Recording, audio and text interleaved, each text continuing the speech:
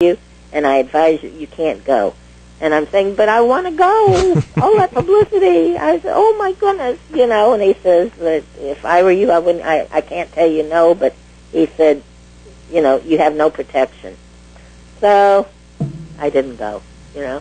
But I got a beautiful. Oh, the king had asked me what I wanted, and I wanted gold coins and a white ermine coat. And I got all of that, and all my jewels and everything was stolen at this motel room that I had in Miami Beach, and it was stolen. 3 bad things happened. Well, the murder, the shooting at the Place Pigalle, right. and I was robbed. Then I was arrested for doing a belly dance. I didn't take a stitch of clothing off. And I said, the 3rd time is not a charm. I think it's time for me to get out of nightclubs and go into theaters. So that's when I decided to go on the theater circuit. And I naturally turned the trip down with the king. But I can say, geez, I was with a king.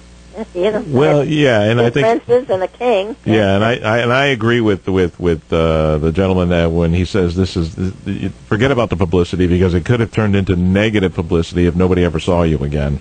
Exactly. You know, and then you're talking Saudi Arabia, and it's still. I mean, the women are lower. It's still probably. Oh yeah, the women are lower than dogs over there. I mean, it's just it's horrendous, the culture, the oppression, and I like you said, I think once the king gets tired of you, you would have been thrown to the trash heap, and you know, so it would have been difficult. But here you are.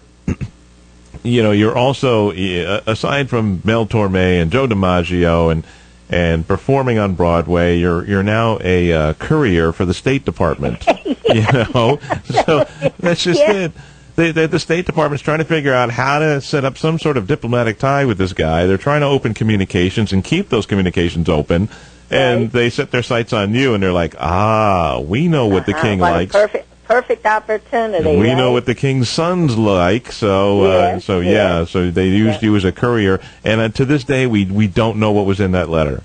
No, all I know is a few years later, Prince Mansur and Prince Thamer, who were lovely young men, they were both assassinated, and that Abraham that glared at me, that didn't like me, the ambassador, was beheaded. I often wonder if it was something that was in that letter. Oh, I asked Becca Eunice to ask the king when he asked me something, what I would like to have, you know. Right. I really wanted his ring, the seal, you know. Okay. He wouldn't give it to me. I couldn't have the king. And all it was just like a plain little, like, wooden type ring, but it was his seal. You know, he sealed stuff with that ring. Right, exactly. Yeah. But that's what I wanted, but didn't get it. No. I met so many funny people. Like I met the president of the Mariana Islands. He was there. President Reagan was president at the time. And he came in again. I was at the Silver Slipper performing, and this little man with this little plaid tam with a pom-pom on the top and this mismatched clothing came in. Funny-looking little man. I figured, you know, he looked Hawaiian. Right. But he was the president of the Mariana Islands, and he had been with a meeting with Reagan that day, and he asked the waitress to ask if I would join him after he saw my show. So I joined him, and he asked me, I mean, here's this funny-looking little man. Nobody would go out with this. He was just a funny-looking little man that was really, you know, dressed terribly. He asked me to go and have dinner with him the following night. And I felt sorry for him. And I figured, geez, you know, well, why not, you know. So we went to Trader Vic's at the Hilton Hotel. And he was charming. And I got I gave him my address, and he said that he was going to send me a gift when he got back to the Mariana Islands. So he did. He sent me a pocketbook that was made out of palm leaves, and along with a letter inviting me to visit with him in the Mariana Islands. Mm-hmm. And he told me there was that he owned the only store and bar and everything on this island, right? And he said there's no TV, no radio, no, movie theater, no nothing. And I said, well, what's the point? He was going to teach me how to spearfish. And he said, and you don't have to bring many clothes. And I said, what do you mean I don't have to bring many clothes? He said, because the women, they only wear grass skirts. And I said, yeah, that's right, yeah. I'll be darned. Well, anyway, I didn't go there either. But for many years, I've received letters from that Frank Mulhouse and also from this funny little man, president of the Mariana Islands. So I've had quite a life of meeting odd, interesting people. Well, yeah, odd and interesting, but you have this seduction about you where men just fall in love with you. I mean, let's be honest. Men just fall in love with you. They go to the Silver Slipper and they see your act and they're just enamored by you and they have to have you, whether they're kings or presidents of the Marianas or playing for the Yankees. I don't know what it is. I just like people and I like being nice to them. I like being a nice person. And I like people, whether they're funny looking or, who they are. What was your favorite song to perform to? Oh my gosh, I used the April tunes for so long. I kind of got tired of doing the April tunes. I guess I like pretty things like Speak Low, Spellbound.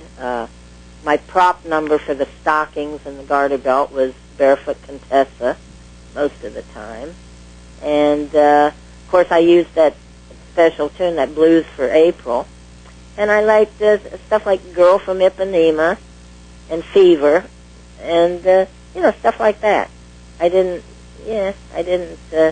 wasn't into the real, seductive type music. I like pretty music. Okay, so the David Rose, the stripper song, and the Alvino Ray. What's that? Oh, Night Train. Night Train. I used those, but back in the day before I became First Lady of Burlesque. Like when I first started out, I used stuff like that, Night Train and Temptation, and that kind. But then I gravitated toward the pretty stuff. So you were able to create your own song list, set list, so to speak. So whenever you traveled and played at clubs, you'd say, "This is the music that I want." Yes, I had manuscript music. I still got that doggone stuff, except some of the. When I retired, the Silver Slipper was the last place I worked in Washington D.C., and I forgot to collect or check my music when the band leader gave it to me, and I'm missing a lot of parts. So, well, whatever you have left, you should definitely scan it and post it, and let people get a glimpse into the workings, the behind the scenes workings of your act as well. I mean that's interesting. Do you have any of the old get-ups? Any of the old clothes? Oh yeah, I sold like the real elaborate ones and everything. I sold all of them, but I still have like 4 or 5. I sold my prop. But in Boston, Scratch, that has the Boston Baby Dolls and runs the Boston Burlesque Expo every April, he made a prop to resemble my prop that he used when Miss Mina did the tribute number to me this year. And they made it without, telling me, and it was quite a surprise. So, well, you know the saying that everything old is new again? Yes. Yeah, so here you have all this stuff, and you're retired from the business, and you're saying, oh, why is this? It's just taking up space, and it's clutter, I need to get rid of it, I'll sell it, I'll do this. Lo and behold, social media rears its head, and people are contacting you and saying, oh, tell us about it. Oh, where's your outfits? Where's this? Where's that? And you're thinking, why did I get rid of that stuff? I know. I must have 100 pair of high-heel shoes that I don't dare put on a pair of 5-inch heels or even 4-inch heels anymore. Because the bad back and the heart problems and the this, oh my God, it's hell to get old. Stick to flats. Stick to flats. Yeah. Okay, let me ask you, gangsters, okay? Let's talk about gangsters. Okay. Now, here's the beauty about your book, okay, is that all of these men all of these people who were enamored by you, who dated you, who married you. I don't know about the husbands. I won't go that far, but they're all dead. They're all deceased, and you get the last word. Yeah. So that's the great thing, is that you get the last word. So what? Exactly. All right, I'll throw a name out there, and you tell me if I'm wrong. Sam Giancana? Nope, never met him. Never met him. Okay. Nope. Okay, because I was going to say that you must have had indirectly had a hand in getting Kennedy elected then, if you were dating Sam Giancana. So yeah. Nope. All right, so I won't go there. Wasn't that who was that woman? There was a brunette woman. Judith Exner. Yes. Judith Exner. I was going to ask if you were at cross paths with Judith and you and Sam. No, okay. No, I met Liz Renee. She was starring at the Pilgrim Theater in Boston. I opened the Pilgrim Theater, and then I went back to it. Liz Renee, that had been a gangster's mall, and did a few films, was performing there. And she closed one night, and I opened the following day. So I got in there a day early, so I got to meet Liz Renee, who was a beautiful, lovely person. I didn't know her that well, but I liked her. She was very sweet, very ladylike, very kind. Didn't do too much of a burlesque act, but she didn't have to. I mean, she was infamous. Right. I knew Candy Bar. Candy Bar and I started in the business at the same time. That's a great stage name too. You got to admit, Candy Bar. Yeah, Candy. yeah. She was a beautiful girl. Candy Bar was just completely. She just didn't lead her life right. Okay. But Barney Weinstein put me into show business at the Theater Lounge and gave me the name April March. And Barney's brother Abe, who owned the Colony Club in downtown Dallas, put Candy Bar into the business and named her Candy Bar.